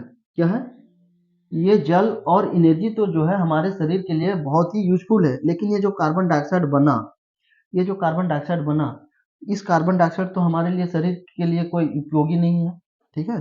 कार्बन डाइऑक्साइड हमारे बॉडी के लिए यूजफुल नहीं है। तो इस कार्बन डाइऑक्साइड को क्या होगा, ब्लड से बाहर निकलना होगा, ठीक है। इस कार्बन डाइऑक्साइड को ब्लड से बाहर निकलना होगा। तो जब ये कार्बन डाइऑक्साइड क्या होगा, फिर इसी रास्ते से सेल्स से टिश्यू, फिर ऑर्गन, ब्लड, लंग्स, फिर फाइनली नाक के माध्यम से ये हमारा कार्बन डाइऑक्साइड बाहर हो जाएगा। तो जब कार्बन डाइऑक्साइड, हम लोग अब देखेंगे कि कार्बन डाइऑक्साइड का कैसे परिवहन होता है, कार्बन डाइऑक्साइड जो है ब्लड से कैसे बाहर निकलता है, अब हम लोग उसको देखते हैं। ये तो हम लोगों ने देखा कि ऑक्सीजन हमारे सेल्स तक कैसे पहुंचता है, और सेल्स में किस तरीके से रिएक्शन होता है, हम और एनर्जी और जल देता है, और कार्बन डाइऑक्साइड भी बनता है। फिर कार्बन डाइऑक्साइड जो होता है कैसे ब्लड से हमारे बाहर निकलता है बॉडी से, उसको हम लोग देखते हैं। तो चलिए अब हम लोग नेक्स्ट बात करेंगे, नेक्स्ट ट्रांसपोर्टेशन ऑफ गैस जो है कार्बन डाइऑक्साइड, ठीक है। तो ऑक्सीजन का परिवहन हम लोगों ने देख लिया कि हमारे शरीर में ऑक्सीजन का किस तरीके से परिवहन होता है, ठीक है। अब हम लोग पढ़ेंगे नेक्स्ट CO2 का ट्रांसपोर्टेशन, यानी कि हमारे ब्लड से CO2 किस तरीके से बाहर निकलता है, यानी कार्बन डाइऑक्साइड का परिवहन हमारे ब्लड से किस तरीके से होता है और कैसे बाहर निकलता है, इसी के बारे में हम लोग पढ़ेंगे। तो ऑक्सीजन का परिवहन हम लोगों ने देखा, ऑक्सीजन में क्या होता था, कि ऑक्सीजन में ये होता था कि जैसे ही ऑक्सीजन हमारे फेफड़े में जाता था, सांस लेते थे तो ऑक्सीजन हमारे फेफड़े में जाता था, फेफड़े से ब्लड में जाता था, फिर ब्लड से जो है हमारे ऑर्गन्स में और फिर फाइनली सेल्स में जाता था। तो जैसे ही ऑक्सीजन सेल्स में पहुंचता था और सेल्स में मौजूद ग्लूकोज जो है, सेल्स में मौजूद ग्लूकोज ऑक्सीजन के साथ अभिक्रिया करता था और कार्बन डाइऑक्साइड देता था, जल देता था और एनर्जी। ठीक है, तो एनर्जी और जल जो है हमारे शरीर के लिए बहुत महत्वपूर्ण है, इसीलिए जो है ये दोनों को हमारा बॉडी, हमारा शरीर यूज कर लेता था। लेकिन इस प्रोसेस में यानी ऑक्सीजन का जब रेस्पिरेशन हो रहा है, ठीक है, सॉरी, ऑक्सीजन का जब ट्रांसपोर्टेशन हो रहा है तो इसमें इस दौरान कार्बन डाइऑक्साइड भी बन रहा है। इस कार्बन डाइऑक्साइड को क्या होगा, हमारे ब्लड से बाहर निकलना होगा। ये कार्बन डाइऑक्साइड जो है हमारे खून से कैसे बाहर निकलता है उसी को हम लोग चलिए समझते हैं, उसी को हम लोग समझेंगे। ठीक है, तो ओनली 10% ऑफ कार्बन डाइऑक्साइड जो हीमोग्लोबिन के साथ मिलकर ट्रांसपोर्ट यानी एग्जिस्ट करता है। ठीक है, जैसा कि मैं आप लोगों को बताया कि हीमोग्लोबिन जो है ब्लड क्या है, गाड़ी का काम करता है। ठीक है, गाड़ी का काम करता है, यानी गैसों को आदान प्रदान करता है, यानी गैसों को एक जगह से दूसरे जगह पहुंचाने का काम करता है। जैसे देख रहे होंगे हीमोग्लोबिन क्या करता है, ऑक्सीजन जो है ऑक्सीजन ले जाकर के सारे सेल्स में पहुंचाता है, फिर कार्बन डाइऑक्साइड जो बनता है उसको फिर बाहर निकालने का भी काम करता है। कौन, हीमोग्लोबिन। तो हीमोग्लोबिन क्या होता है, एक गाड़ी की तरह काम होता है, जिसे ढोने का काम होता है गैसों का। ठीक है, तो ओनली 10% कार्बन डाइऑक्साइड जो है हीमोग्लोबिन के साथ मिलकर ट्रांसपोर्ट होता है यानी बाहर निकलता है। ठीक है, तो याद रखना, ठीक है, 10% कार्बन डाइऑक्साइड ही है जो हीमोग्लोबिन के साथ मिल करके बाहर निकलता है। ठीक है, अब सवाल हुआ कि बाकी का 90% कैसे निकलेगा। 10% जो है कार्बन डाइऑक्साइड हीमोग्लोबिन के साथ मिल करके हीमोग्लोबिन में सवार होकर के बाहर तो निकल जा रहा है, लेकिन बाकी का 90% कैसे। हर चीज, कोई भी चीज जो है अपने आप में 100% होता है, तो 10% जो है हीमोग्लोबिन के साथ तो बाहर निकला, तो अब सवाल है कि 90% बाहर कैसे निकलेगा। ठीक है, 90% जो है और कैसे होगा हमारे ब्लड से कार्बन डाइऑक्साइड, तो देखिए समझते हैं। ठीक है, कि 90% जो है कार्बन डाइऑक्साइड हमारे ब्लड से कैसे बाहर निकलेगा समझते हैं। मान के चलिए ये लंग्स है, क्या है, ये फेफड़ा है और ये ऑर्गन्स है, यानी हमारे अंग्स है। ठीक है, ऑर्गन जो होते हैं बहुत सारे सेल से मिलकर बना होता है, तो ये लंग है, ये ऑर्गन है। तो ये दोनों के बीच में होता क्या है, ये दोनों के बीच में होता है कि ऑक्सीजन जो होता है क्या करता है, हीमोग्लोबिन ऑक्सीजन के 100% यानी ऑक्सीजन का 100% को हीमोग्लोबिन क्या करते हैं, अपने साथ बैठा करके हमारे ऑर्गन्स तक पहुंचा देता है। समझिएगा, हीमोग्लोबिन चचा जो होता है, हीमोग्लोबिन जो होता है ऑक्सीजन के 100% को, यानी जितना ऑक्सीजन हम लोग अपने अंदर में लेते हैं सांस लेने के दरमियान में, तो सारा का सारा ऑक्सीजन को हीमोग्लोबिन क्या करता है, अपने गाड़ी में बैठा के अपने साथ फेफड़े से होते हुए हमारे ऑर्गन्स तक यानी हमारे शरीर के हर हिस्से में पहुंचाता है। ठीक है, यानी ऑक्सीजन के 100% को। लेकिन जैसे ही कार्बन डाइऑक्साइड को बाहर निकालने की बारी आती है, जैसे ही कार्बन डाइऑक्साइड को ऑर्गन से बाहर निकालने की बारी आती है, तो ओनली 10% ऑफ कार्बन डाइऑक्साइड को हीमोग्लोबिन क्या करता है, अपने बाहर निकालता अपने साथ। ठीक है, देखिए जब ऑक्सीजन को ले जाना था तो हीमोग्लोबिन क्या किया, 100% सारे ऑक्सीजन को अपने साथ बैठा करके फेफड़े से हमारे ऑर्गन्स तक पहुंचाया। लेकिन जैसे ही देखिए यहाँ पे कार्बन डाइऑक्साइड भी बन रहा था, इस कार्बन डाइऑक्साइड को बाहर भी निकलना होगा, लेकिन जैसे ही ऑर्गन से कार्बन डाइऑक्साइड को बाहर निकालने की बारी आई तो हीमोग्लोबिन क्या कर दिया, इसके साथ भेदभाव कर दिया और बोला कि हम सिर्फ और सिर्फ 10% कार्बन डाइऑक्साइड को ही अपने साथ अपने गाड़ी में बैठा के बाहर ले जा सकते हैं, बाकी आप लोग समझ जाओ। ठीक है, तो कार्बन डाइऑक्साइड जो होता है हीमोग्लोबिन से पूछता है कि बताइए हीमोग्लोबिन सर कि आखिर मेरे साथ भेदभाव क्यों, जब ऑक्सीजन को फेफड़े से ऑर्गन्स तक पहुंचाना था तो 100% ऑक्सीजन को, सारे के सारे ऑक्सीजन को अपने साथ बैठा करके ले गए, लेकिन जब मेरी बारी आई कि मुझे भी अपने साथ ले चलो, जब मेरी बारी आई तो सिर्फ बोल रहे हैं कि 10% ही ले जाएंगे, बाकी के 90% आप लोग समझ जाओ कैसे जाओगे कि नहीं जाओगे। तब हीमोग्लोबिन बहुत प्यारा सा जवाब देता है। ठीक है, हीमोग्लोबिन जो है कार्बन डाइऑक्साइड को बहुत प्यारा सा जवाब देता है कि कार्बन डाइऑक्साइड सुनो, ऑक्सीजन को हम 100% इसलिए लेके गए क्योंकि ऑक्सीजन का जो वेट था वो था, ऑक्सीजन 16 दूना 32 यानी 32 था, और जो तुम्हारा वेट है, ठीक है, वो तुम्हारा वेट जो है वो है 44। क्या है, तुम्हारा वेट जो है 44 है, क्योंकि ऑक्सीजन हल्का था इसीलिए सारे ऑक्सीजन को हम अपने साथ ले गए। ठीक है, लेकिन तुम्हारा जो वजन है 44 है, ऑक्सीजन से ज्यादा है, इसीलिए हम सबको नहीं ले जा पाएंगे। सिर्फ 10% कार्बन डाइऑक्साइड यानी 10% ही तुमको ले जा पाएंगे। 10% चलना है तो चलो, ठीक है, बाकी तुम लोग अपना समझ लो। तब लास्ट में कार्बन डाइऑक्साइड जो होता है 10% कार्बन डाइऑक्साइड हीमोग्लोबिन की गाड़ी में सवार होता है और बाहर निकल जाता है। अब सवाल यह कि बाकी का 90% कैसे बाहर निकलेगा, ठीक है, बाकी का 90% बाहर कैसे निकलेगा। तो आप लोगों को पता होगा कि क्या हमारे ब्लड में सिर्फ हीमोग्लोबिन है? जी बिल्कुल नहीं। ऐसे समझिए कि रोड में सिर्फ क्या एक ही गाड़ी चलता है? रोड में तो बहुत सारी गाड़ियां चलती हैं। ऑटो चलता है, बस चलता है, रिक्शा चलता है, साइकिल चलता है, मोटरसाइकिल चलता है, बहुत सारी गाड़ियां चलती हैं, ठीक है। तो ठीक उसी तरीके से क्या होगा, हमारे ब्लड में भी सिर्फ हेमोग्लोबिन नहीं होता है, हेमोग्लोबिन के अलावा भी सोडियम होता है, कैल्शियम होता है, मैग्नीशियम होता है और पोटेशियम होती है और अन्य चीजें भी मिली होती है। ठीक उसी तरीके से कि जैसे कि गाड़ियां जो होती है रोड में बहुत तरह की गाड़ियां चलती हैं, ठीक है। तो 10% जो है कार्बन डाइऑक्साइड इस हीमोग्लोबिन के साथ, ठीक है, इस हीमोग्लोबिन वाली गाड़ी जो है 10% कार्बन डाइऑक्साइड हीमोग्लोबिन की गाड़ी में बैठ के बाहर निकल जाएगी। लेकिन बाकी का जो 90% होगा वो कोई ऑटो रिक्शा से बाहर निकलेगा, ठीक है, कोई ऑटो रिक्शा से आएगा, कोई बस से आएगा, कोई मोटरसाइकिल से आएगा, ठीक है। तो इस तरीके से 90% क्या हो जाएगा, बाहर निकल जाएगा। तो जो अन्य गाड़ियां हैं क्या क्या है, सोडियम मान सकते हैं, कैल्शियम है, मैग्नीशियम है, पोटेशियम। इसको ऐसे समझ सकते हैं क्या है कि रोड में अलग अलग चलने वाली गाड़ियां हैं जिसमें कार्बन डाइऑक्साइड क्या होगा, सवार होके निकल जाएगा, ठीक है, जिसमें जो है जिसको जो गाड़ी मिलेगा सवार होके बाहर निकल जाएगा, ठीक है। तो कार्बन डाइऑक्साइड जो है सोडियम के साथ मिलेगा और बोलेगा सोडियम हमको भी क्या करो, लेते चलो। और ये कार्बन डाइऑक्साइड जो है सोडियम के साथ मिलेगा तो दो चीजें बनाएगा, सोडियम बाइकार्बोनेट और दूसरा सोडियम कार्बोनेट, ठीक है। क्या क्या बनाएगा, कार्बन डाइऑक्साइड जब सोडियम के साथ मिलेगा तो दो चीजें बनाएगा। पहला sodium carbonate, sorry sodium bicarbonate, जिसे बेकिंग सोडा कहते हैं। बेकिंग सोडा को खाने वाला सोडा भी कहा जाता है, ठीक है।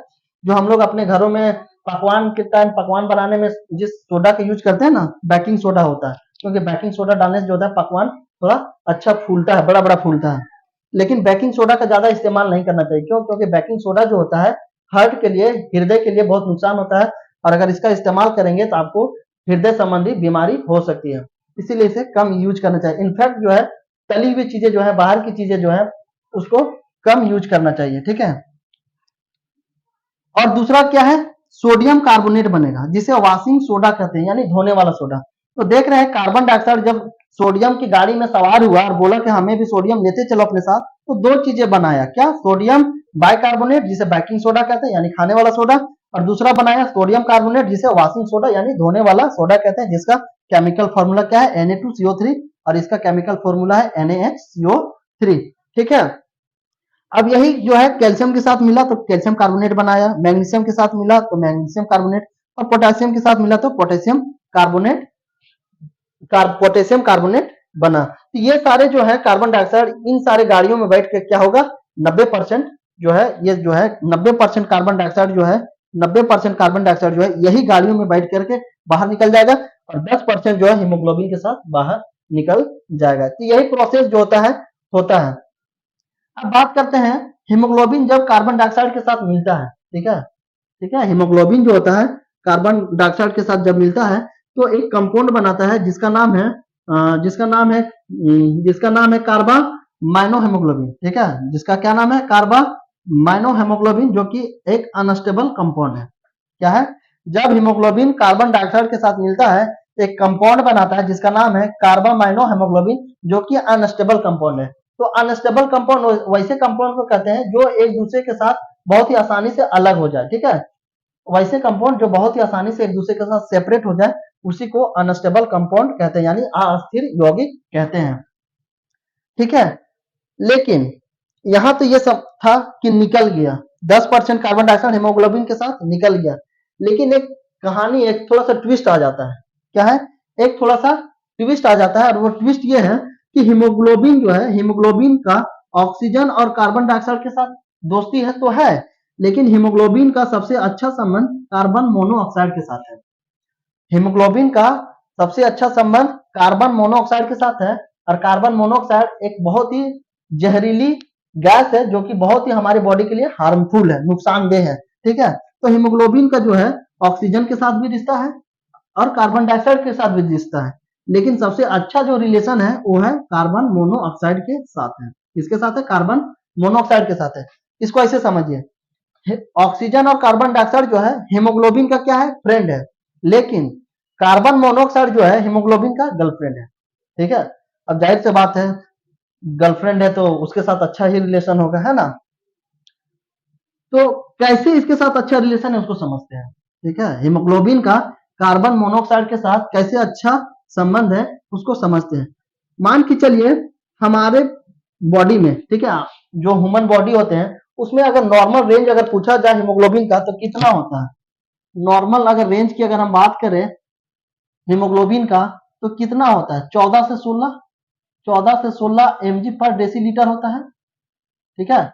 अगर ह्यूमन बॉडी में नॉर्मल रेंज ऑफ हीमोग्लोबिन की अगर हम बात करें तो कितना होता है? 14 से 16 पर डेसी लीटर होता है। तो इससे भी एक क्वेश्चन बनता है, ठीक है, कि बताओ जिस व्यक्ति का अगर हीमोग्लोबिन 14 से कम हो, ठीक है, अगर 14 से हीमोग्लोबिन कम हो तो उसे कौन सी बीमारी हो सकती है? तो एनीमिया। ठीक है, कौन सी बीमारी? एनीमिया। क्योंकि एनीमिया एक ऐसी बीमारी है जो खून की कमी से होती है। तो ऑप्शन में आपको खून की कमी भी मिल सकती है या हीमोग्लोबिन भी कभी देखने को मिलता है कि हीमोग्लोबिन की कमी से होता है या फिर आयरन की कमी। तो तीनों एक ही बात है।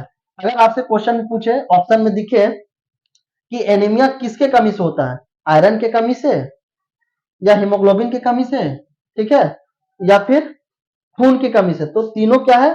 सही है। ठीक है, तीनों एक ही चीज है, तीनों को एक ही चीज कह सकते हैं। तो याद रखना, एनीमिया किससे होता है? खून की कमी से होता है। अब हम लोग आते हैं यहाँ पे, ठीक है, तो हम लोग मान लिए, अगर हम लोग मान ले कि हम लोग के बॉडी में 14 mg जो क्या है? हेमोग्लोबिन है, यानी 14 हेमोग्लोबिन। कितना हेमोग्लोबिन है? 14 हेमोग्लोबिन है। 14 हेमोग्लोबिन है, 14 हेमोग्लोबिन है और 10 ऑक्सीजन है और 10 कार्बन मोनोऑक्साइड है। 14 हेमोग्लोबिन है, ध्यान से समझिएगा, 14 हेमोग्लोबिन है, 10 ऑक्सीजन है और 10 कार्बन मोनोऑक्साइड है। ठीक है, तो सबसे पहले किसको लेके जाएगा? सबसे पहले अपने साथ किसको बैठा के ले जाएगा?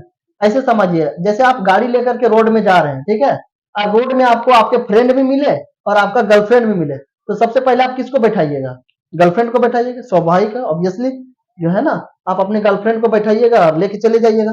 तो हीमोग्लोबिन भी क्या करेगा? सबसे पहले कार्बन मोनोऑक्साइड को अपने साथ ले जाएगा। क्यों? क्योंकि इसके साथ अच्छा रिलेशन है। तो 14 हीमोग्लोबिन था, ठीक है, और 10 कार्बन मोनोऑक्साइड है, तो सबसे पहले क्या करेगा हीमोग्लोबिन?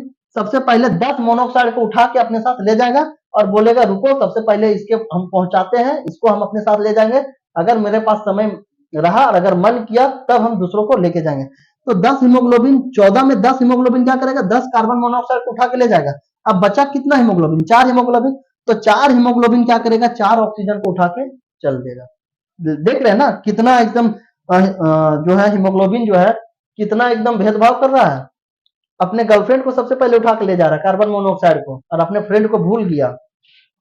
तो यही होता है, हीमोग्लोबिन जो होता है कार्बन मोनोऑक्साइड को सबसे पहले उठा के ले जाता है और बाकी बच्चे को ले जाता है। इसीलिए देखते होंगे, ठीक है, जैसे घरों में खाना बनाने के लिए चूल्हा जलता है ना, तो कोयला जलाया जाता है, लकड़ी जलाया जाता है, तो जहां पे भी धुआं होता है ना, तो वहां पे कार्बन मोनोऑक्साइड निकलता है। धुआं में जो है कार्बन मोनोऑक्साइड जो है काफी एक्सेस मात्रा में होता है, बहुत ज्यादा मात्रा में होता है।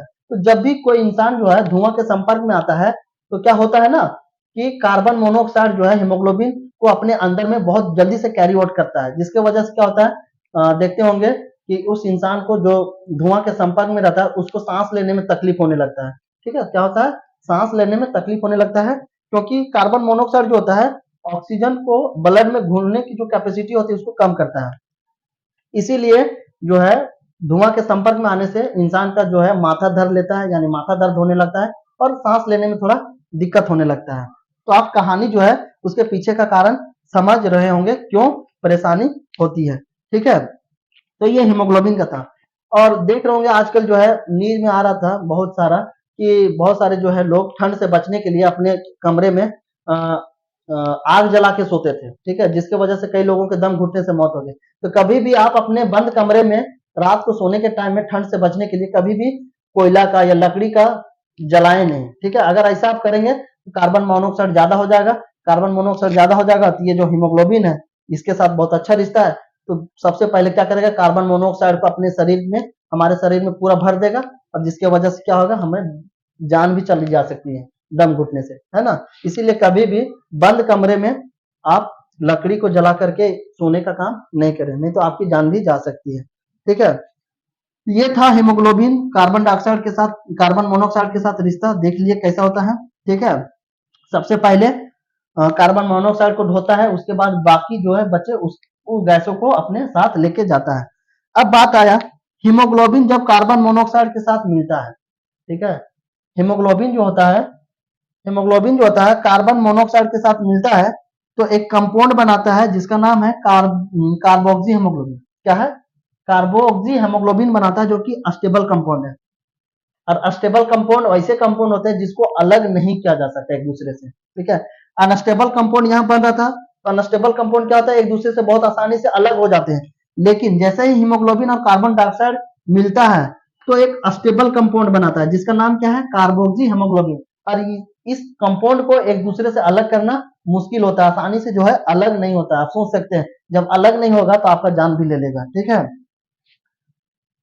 तो कौन सा बनाता है कंपाउंड, याद रखना, कार्बोक्सी हीमोग्लोबिन। अब क्या होता है कि ये जो कार्बन डाइऑक्साइड है जो कि बहुत ही जहरीली गैस है, जो हमारे शरीर के लिए बिल्कुल भी यूजफुल नहीं है, तो ये कार्बन डाइऑक्साइड क्या करता है, ऑक्सीजन की सॉल्युबिलिटी जो होती है ब्लड में उसको घटा देता है।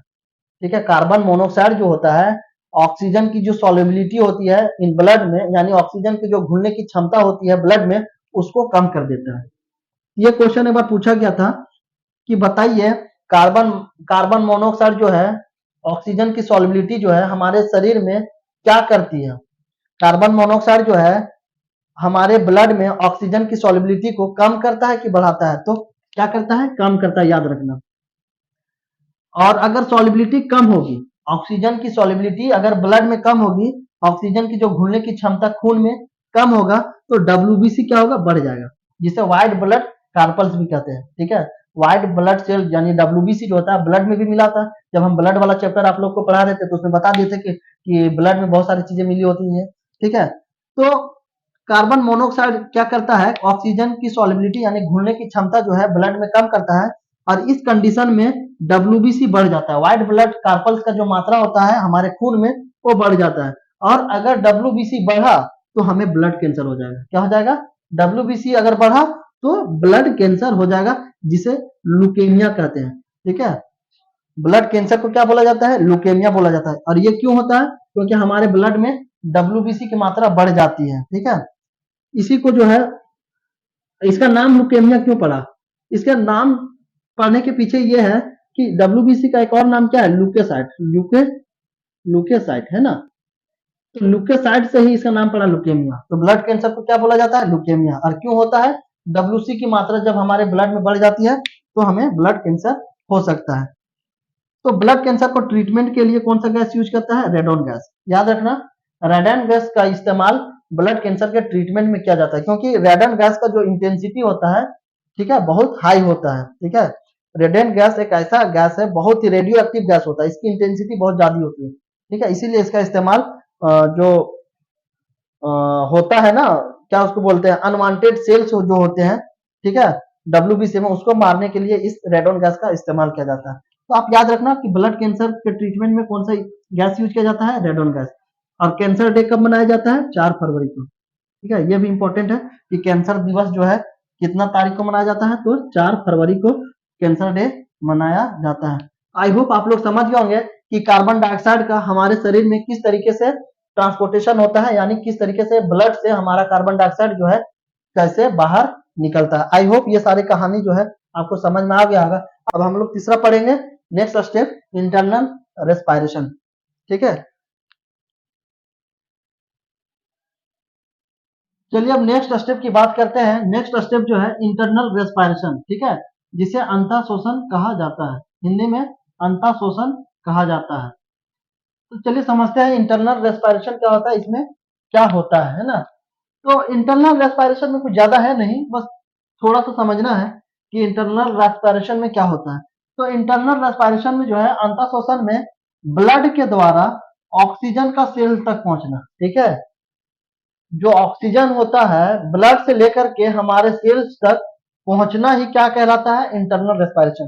तो ब्लड के द्वारा ऑक्सीजन का सेल्स तक पहुंचना क्या होता है, इंटरनल रेस्पिरेशन कहलाता है। तो याद रखना इंटरनल रेस्पिरेशन में यानी अंतः श्वसन में क्या होता है कि जो ऑक्सीजन होता है, जो हम लोग सांस लेते हैं, जो ऑक्सीजन लेते हैं, तो वो क्या होता है ब्लड से सेल्स तक जो पहुंचता है, तो इसी प्रोसेस को इंटरनल रेस्पिरेशन कहा जाता है। यानी ऑक्सीजन को ब्लड के माध्यम से यानी ब्लड के हेल्प से ऑक्सीजन को सेल्स तक पहुंचना ही इंटरनल रेस्पिरेशन कहलाता है। जैसे देखिए ऑक्सीजन क्या हुआ, ब्लड में मिला, फिर ब्लड से ऑर्गन्स में जाएगा, फिर ऑर्गन से टिश्यू में, फिर फाइनली टिश्यू से जो है फाइनली सेल्स में ऑक्सीजन जाएगा, किसके मदद से, ब्लड की मदद से। तो इसी को इंटरनल रेस्पिरेशन कहते हैं, यानी ब्लड के मदद से ऑक्सीजन का सेल्स तक पहुंचना ही इंटरनल रेस्पिरेशन है।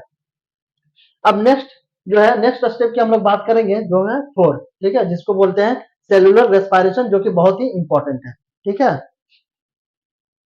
अब चलिए नेक्स्ट स्टेप की बात करते हैं। नेक्स्ट स्टेप है हमारा सेलुलर रेस्पिरेशन, जिसे कोशिकीय श्वसन कहा जाता है, ठीक है। तो रेस्पिरेशन प्रोसेस का लास्ट जो है स्टेप है वो है सेलुलर रेस्पिरेशन, जिसे कोशिकीय श्वसन कहा जाता है। तो सेलुलर रेस्पिरेशन को फर्दर दो पार्ट में क्लासिफाई किया जाता है, यानी दो भाग में बांटा जाता है। पहला है एनएरोबिक रेस्पिरेशन, जिसे अनॉक्सी श्वसन कहा जाता है, और दूसरा है एरोबिक रेस्पिरेशन, जिसे ऑक्सी श्वसन कहा जाता है। तो चलिए सबसे पहले हम लोग समझते हैं, देखते हैं एनएरोबिक रेस्पिरेशन यानी अनॉक्सी श्वसन क्या होता है। तो एनएरोबिक रेस्पिरेशन में, ठीक है, एनएरोबिक रेस्पिरेशन में दो कंडीशन होता है, ठीक है। एनएरोबिक रेस्पिरेशन में कितनी कंडीशन होते हैं, दो कंडीशन। पहला इन अब्सेंस और लेस प्रेजेंस ऑफ ऑक्सीजन, ठीक है। तो एनएरोबिक रेस्पिरेशन जो होगा उसमें दो कंडीशन उत्पन्न होती है। पहला कि इन अब्सेंस और लेस प्रेजेंस ऑफ ऑक्सीजन, ठीक है, या तो ऑक्सीजन का मात्रा बिल्कुल भी नहीं होगा, यानी ऑक्सीजन क्या होगा, अब्सेंस होगा, और जो दूसरा कंडीशन है लेस प्रेजेंस ऑफ ऑक्सीजन, यानी ऑक्सीजन तो प्रेजेंस रहेगा, ऑक्सीजन की उपस्थिति तो होगी लेकिन बहुत ही कम मात्रा में उपस्थित होगी। इस कंडीशन को बोलते हैं लेस प्रेजेंस ऑफ ऑक्सीजन, ठीक है। तो याद रखना एनएरोबिक रेस्पिरेशन में, ठीक है, एनएरोबिक रेस्पिरेशन में दो कंडीशन होता है। पहला है इन अब्सेंस यानी ऑक्सीजन की अनुपस्थिति, और दूसरा जो है लेस प्रेजेंस ऑफ ऑक्सीजन यानी ऑक्सीजन की कम उपस्थिति। तो चलिए पहले हम लोग देखते हैं पहला condition in absence of CO2, ठीक है। अगर ऑक्सीजन की अनुपस्थिति होगी, ठीक है, ऑक्सीजन की अनुपस्थिति होगी तो उस स्थिति में क्या होगा। तो इन अब्सेंस ऑफ ऑक्सीजन, अगर ऑक्सीजन की उपस्थिति नहीं होगी तो इस कंडीशन में ग्लूकोज यानी जो फ्रुक्टोज होगा, जिसका फॉर्मूला होता है C6H12O6, ठीक है। तो ग्लूकोज जो है टूट करके ethyl alcohol plus 2 carbon dioxide के मॉलिक्यूल बनाएगा प्लस 56 किलो कैलोरी एनर्जी बनाएगा, ठीक है। देखिए समझिए, इन अब्सेंस ऑफ O2 में क्या हो रहा है कि ग्लूकोज जो है, ठीक है, ऑक्सीजन की अनुपस्थिति में ग्लूकोज यानी फ्रुक्टोज जो है टूट करके क्या हो रहा है, 2 मॉलिक्यूल ऑफ इथाइल अल्कोहल, ठीक है, 2 मॉलिक्यूल जो है इथाइल अल्कोहल का बना रहा है और carbon dioxide plus 56 kilo calorie बना रहा है। यही इथाइल अल्कोहल क्या है, शराब है, क्या है, पीने वाला जो शराब होता है ना, यही इथाइल अल्कोहल होता है, ठीक है। और वहां पे देखिए जहाँ पे फुल ऑक्सीजन था, ठीक है, जहाँ पे ग्लूकोज जो है फुल ऑक्सीजन के साथ अभिक्रिया कर रहा था, तो वहां पे कितना एनर्जी बना रहा था, 686 किलो कैलोरी बना रहा था। लेकिन यहाँ पे ऑक्सीजन की अनुपस्थिति है, यहाँ पे सिर्फ और सिर्फ 56 किलो कैलोरी जो है एनर्जी उत्पन्न कर रहा है। तो याद रखना पहला condition in absence of O2 में ग्लूकोज टूट के क्या बना रहा है, इथाइल अल्कोहल बना रहा है, जिससे पीने वाला शराब कहते हैं, ठीक है, यही शराब होता है। कार्बन डाइऑक्साइड के 2 molecule plus 56 kilo calorie energy बना रहा है। और इस पूरे प्रोसेस को, ठीक है, ग्लूकोज का टूटना और शराब बनना, ठीक है, ग्लूकोज का टूटना यानी फ्रुक्टोज का टूटना और शराब बनना यानी इथाइल अल्कोहल बनना, इस प्रोसेस को फर्मेंटेशन कहा जाता है। क्या कहा जाता है, फर्मेंटेशन, यानी किण्वन विधि, ठीक है। तो किण्वन विधि से ही शराब बनाया जाता है। तो याद रखना कभी कभी पूछा जाता है कि जो शराब बनाया जाता है इथाइल अल्कोहल जिसे कहते हैं, वो किस प्रोसेस से बनाया जाता है, तो फर्मेंटेशन प्रोसेस यानी किण्वन विधि। और किण्वन विधि जो है, इस विधि का जो खोज करता है, जो खोजने वाले हैं, उसका है नाम है लुईस पास्चर। तो कभी कभी ये भी पूछ लिया जाता है कि बताओ फर्मेंटेशन जो प्रोसेस है उसका खोज करता कौन है? तो लुईस पाश्चर। ठीक है, लुईस पाश्चर फर्मेंटेशन प्रोसेस का खोज करता है, याद रखना। अब इसका यूजेज की अगर हम बात करें तो इसका यूजेज जो होता है फर्मेंटेशन प्रोसेस का, ठीक है, फर्मेंटेशन प्रोसेस का अगर यूजेज की बात करें तो ये जो होता है मिल्क से कर्ड बनना, ठीक है, दूध से जो दही बनता है वो फर्मेंटेशन प्रोसेस यानी किण्वन विधि से बनता है, याद रखना। दूसरा है ब्रेड का निर्माण, ठीक है, जो पावरोटी होता है, ब्रेड बनता है, वो भी जो है किण्वन विधि से ही बनाया जाता है, यानी फर्मेंटेशन प्रोसेस ही बनाया जाता है। और थर्ड है शराब का निर्माण, ठीक है, जो शराब बनता है इथाइल अल्कोहल होता है, जो पीने वाला शराब होता है, जिसे पी करके लोग क्या होता है मस्त मगन हो जाते हैं। तो शराब भी जो है फर्मेंटेशन प्रोसेस यानी किण्वन विधि से ही बनाया जाता है। तो शराब बनाने के प्रोसेस में क्या होता है कि जो फ्रुक्टोज होता है, ठीक है, जो फ्रुक्टोज होता है जिसका केमिकल फॉर्मूला C6H12O6 होता है, तो फ्रुक्टोज को कन्वर्ट किया जाता है इथाइल अल्कोहल में, ठीक है, फ्रुक्टोज को क्या किया जाता है, कन्वर्ट किया जाता है इथाइल अल्कोहल में, और यही इथाइल अल्कोहल क्या है, शराब है। ठीक है, तो पहला कंडीशन क्या था, इन एब्सेंस ऑफ O2, जिसमें ग्लूकोज यानी फ्रुक्टोज जो है टूट करके इथाइल अल्कोहल बना रहता है और कार्बन डाइऑक्साइड के 2 मॉलिक्यूल्स और 56 किलो कैलोरी एनर्जी बना रहता है। तो इस प्रोसेस को क्या कहते हैं, फर्मेंटेशन प्रोसेस कहते हैं। और इसका यूज जो है ये सारा था, मिल्क से कर्ड बनना, ब्रेड का निर्माण और शराब का निर्माण में भी इस प्रोसेस का इस्तेमाल होता है। अब चलिए नेक्स्ट कंडीशन की बात करते हैं, लेस प्रेजेंस ऑफ ऑक्सीजन। ठीक है, अगर ऑक्सीजन की उपस्थिति बिल्कुल कम हो, ठीक है, इसमें क्या था, ऑक्सीजन जो था बिल्कुल नहीं था, इस प्रोसेस में क्या था, ऑक्सीजन बिल्कुल भी नहीं था। और दूसरा कंडीशन में क्या होगा, ऑक्सीजन तो होगा लेकिन बहुत ही कम मात्रा में होगा, ठीक है, यानी लेस प्रेजेंस ऑफ ऑक्सीजन, यानी ऑक्सीजन की उपस्थिति बिल्कुल बहुत कम होगी। तो इस स्थिति में, इस कंडीशन में क्या होगा, फ्रुक्टोज जो होगा, जो ग्लूकोज है, वो टूटेगा आपका पायरोबिक एसिड में और 4 एटीपी एनर्जी बनाएगा। ठीक है, तो देखिए याद रखना कि लेस प्रेजेंस ऑफ ऑक्सीजन में क्या हो रहा है कि फ्रुक्टोज जो है, ग्लूकोज, पायरोबिक एसिड जिसका केमिकल फॉर्मूला है CH3CHOHCOOH, ठीक है, ये बना रहा है प्लस 4 एटीपी एनर्जी बना रहा है, याद रखना। ठीक है, लेकिन इसमें एक चीज याद रखने वाली बात है कि अगर, ठीक है, अगर ग्लूकोज से जो, फ्रुक्टोज से जो पायरोबिक एसिड बन रहा है, अगर ये पायरोबिक एसिड अगर टूट करके कन्वर्ट होकर के एनर्जी नहीं बनाया, ठीक है, ध्यान से सुनिएगा कि अगर ये पायरोबिक एसिड ये पायरोबिक एसिड ये पायरोबिक एसिड अगर टूट करके एनर्जी में कन्वर्ट नहीं हुआ तो क्या होगा, हमारे बॉडी में धीरे धीरे लैक्टिक एसिड जमा होना स्टार्ट हो जाएगा। याद रखना कि अगर ये पायरोबिक एसिड टूट करके एनर्जी में कन्वर्ट नहीं हुआ तो हमारे बॉडी में धीरे धीरे लैक्टिक एसिड डिपॉजिट होना स्टार्ट हो जाएगा, यानी लैक्टिक एसिड हमारे शरीर में, हमारे बॉडी में जमा होना स्टार्ट हो जाएगा, जिसके वजह से क्या होगा कि हमारे बॉडी में थकान, अकड़न, पीड़ा, दर्द, ये सारी चीजें होना स्टार्ट हो जाएगा। वो किसके लिए होता है, किसकी वजह से होता है, लैक्टिक एसिड की वजह से होता है। और ये लैक्टिक एसिड कब हमारे बॉडी में डिपॉजिट होता है, जमा होता है, जब पायरोबिक एसिड कन्वर्ट होकर टूट करके एनर्जी में नहीं बदलता है। ठीक है, तो ये स्थिति कब उत्पन्न होती है, ठीक है, ये वाली स्थिति जो है तब उत्पन्न होती है जैसे जब हम लोग रनिंग करते हैं, जब हम लोग दौड़ते हैं, एक्सरसाइज करते हैं। तो रनिंग जब हम लोग करते हैं तो उसमें क्या होता है, जब हम लोग रनिंग करते दौड़ते हैं तो उस टाइम हमारे शरीर में ऑक्सीजन की जो उपस्थिति होती है, जो ऑक्सीजन का जो अमाउंट होता है वो धीरे धीरे कम हो जाता है। ठीक है, जैसे आप कभी फील किए होंगे, जब आप दौड़ रहे होते हैं तो आप लंबा लंबा सांस लेने लगते हैं, ठीक है, आपकी सांसें जो होती है लंबी लंबी होने लगती है। क्यों, क्योंकि आपका जो है ऑक्सीजन जो है आपके शरीर में बहुत कम हो जाता है और ऑक्सीजन का डिमांड जो है बढ़ जाता है। ठीक है, तो जब रनिंग करते हैं तो ऑक्सीजन का जो मात्रा हो जाता है बहुत कम हो जाता है, जिसके वजह से ये पायरोबिक एसिड जो होता है एनर्जी में नहीं टूट पाता है। ठीक है, ठीक है, जब दौड़ते हैं तो ऑक्सीजन कम हो जाता है हमारे शरीर में, और ऑक्सीजन कम हो जाने की वजह से ये पायरोबिक एसिड जो होता है एनर्जी में कन्वर्ट नहीं हो पाता है, और अगर एनर्जी में कन्वर्ट नहीं हो पाने की वजह से हमारे बॉडी में धीरे धीरे लैक्टिक एसिड जो होता है जमा होना स्टार्ट हो जाता है, जिसके वजह से हमारे बॉडी में थकान, अकड़न, पीड़ा, दर्द होना स्टार्ट हो जाता है। इसलिए आप देखते होंगे कि जब आप कभी रनिंग करते हैं या फिर एक्सरसाइज करते हैं तो उसके बाद जो है आपके मसल्स में, ठीक है, आपकी मांसपेशियों में दर्द होना स्टार्ट हो जाता है। क्यों, क्योंकि लैक्टिक एसिड जो होता है दौड़ने, एक्सरसाइज करने के बाद हमारे बॉडी में जो होता है डिपॉजिट हो जाता है, जमा हो जाता है। क्यों, क्योंकि ऑक्सीजन की उपस्थिति कम हो जाती है, ऑक्सीजन की मात्रा कम हो जाती है, घट जाती है, जिसके वजह से जिसकी वजह से ये पायरोबिक एसिड जो होता है टूट करके एनर्जी नहीं बना पाता है, और अगर एनर्जी नहीं बना पाएगा, टूट के एनर्जी में कन्वर्ट नहीं हो पाएगा, तो लैक्टिक एसिड जमा हो जाएगा, और लैक्टिक एसिड जमा होने की वजह से ये सारे जो है दर्द, अकाड़, पीड़ा और दर्द, ठीक है, अकड़न, ये सारी स्थिति हमारा स्टार्ट हो जाता है। ये था सेलुलर रेस्पिरेशन का पहला एनाएरोबिक रेस्पिरेशन। अब हम लोग नेक्स्ट हम लोग बात करेंगे एरोबिक रेस्पिरेशन यानी ऑक्सीशोषण, जो कि प्रेजेंस ऑफ ऑक्सीजन होता है कंप्लीटली, ठीक है। इसमें क्या होता है, ऑक्सीजन की उपस्थिति 100% होती है, ठीक है। अब इसमें हम लोग देखते हैं। अब चलिए नेक्स्ट बात करते हैं।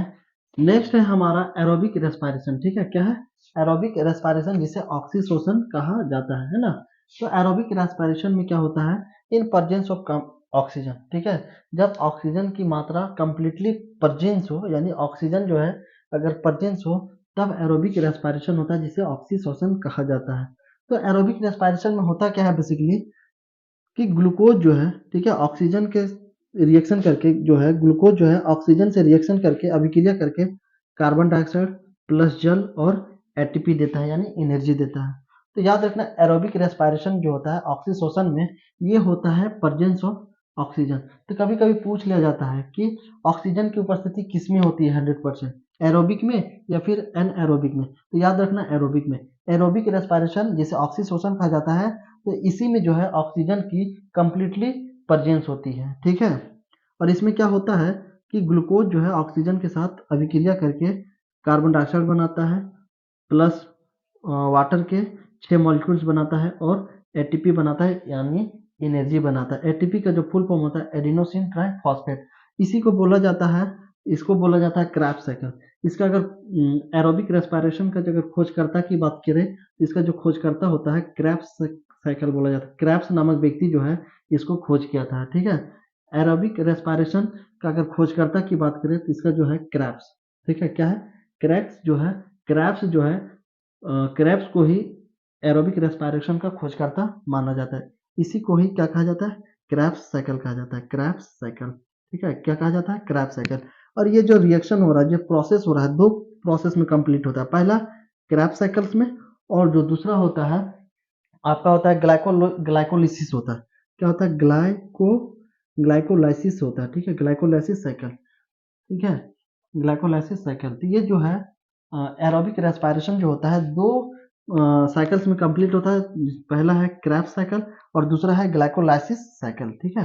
अगर पूछे कि एरोबिक रेस्पिरेशन का खोजकर्ता कौन है, तो क्रेब्स है ना, क्रेब्स, इसीलिए इसको क्रेब्स साइकिल के नाम से भी जाना जाता है। और ये दो स्टेप यानी दो साइकिल में कंप्लीट होता है, पहला क्रेब्स साइकिल और दूसरा ग्लाइकोलाइसिस साइकिल, ठीक है। और ये जो होता है प्रेजेंस ऑफ ऑक्सीजन के उपस्थिति में, यानी ऑक्सीजन की उपस्थिति में जो होता है एरोबिक रेस्पिरेशन होता है, यानी ऑक्सीशोषण, ठीक है। इस तरीके से जो है ह्यूमन रेस्पिरेटरी सिस्टम कंप्लीट हुआ। फिर मिलते हैं एक नेक्स्ट इंपॉर्टेंट चैप्टर के साथ।